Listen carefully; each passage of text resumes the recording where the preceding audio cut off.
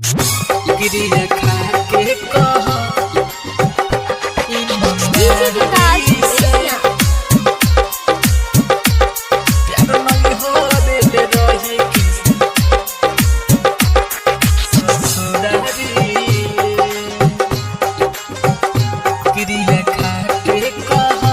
ईमानदारी से तोहरा गाँवे आइब तो बोलैबू कि ना हमके एक लोटा पानी पियबू कि ना तोहरा गाँवे आइब तो बोलैबू कि ना हमके एक लोटा पानी पियबू कि ना क्रिया खा के कहो ईमानदारी से प्यार नहीं हरल रही कि ससुरारी ले क्रिया खा के कह ईमानदारी से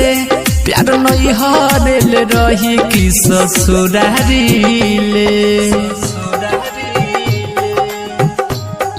प्यार नहीं हरल रही कि डीजे विकास बेतिया क्रिया खा के कह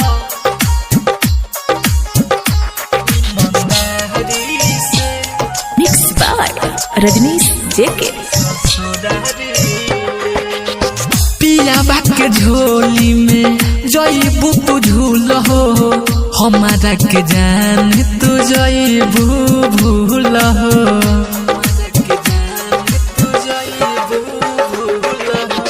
पिया के झोली में जईबू तू झूल हो हमारा के जान तू जईबू भूल हो क्रिया खा के कह ईमानदारी से प्यार नहीं हरल रही कि ससुरारी ले क्रिया खा के कह ईमानदारी से प्यार नहीं हरल रही कि ससुरारी ले डीजे विकास बेतिया प्यार नहीं हरल रही कि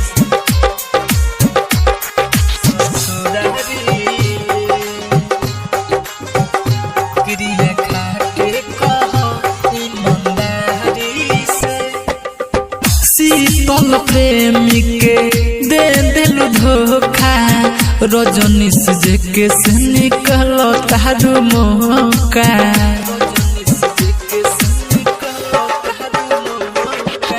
शीतल प्रेमी के दे दिलु धोखा रजनीश जे के से निकाल तारू मौका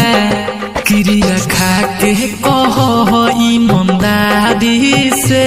प्यार नहीं हरल रही कि ससुरारी ले क्रिया खा के कह ईमानदारी से प्यार नहीं हरल रही कि ससुरारी